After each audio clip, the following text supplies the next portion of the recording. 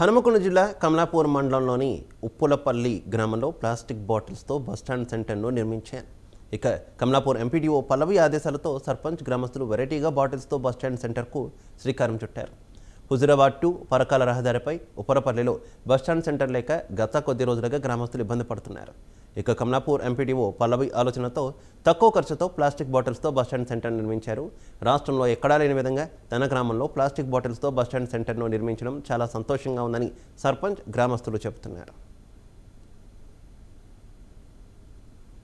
పల్లవి, నేను MPDO Kamalapur, Hanamkonda district.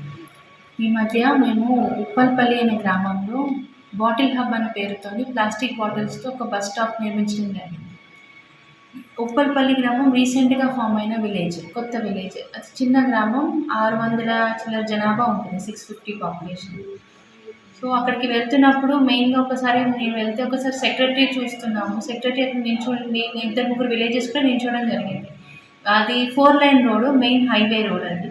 So అక్కడ చిన్న బస్ స్టాప్ ఒకటి ఉంటే బాగుంటుంది, ఎండకి కానీ వానకి కానీ తట్టుకోవడానికి ఈజీగా ఉంటుంది. కాకపోతే చిన్న విలేజ్ కాబట్టి మనకు ఫండ్స్ కూడా తక్కువే ఉంటాయి.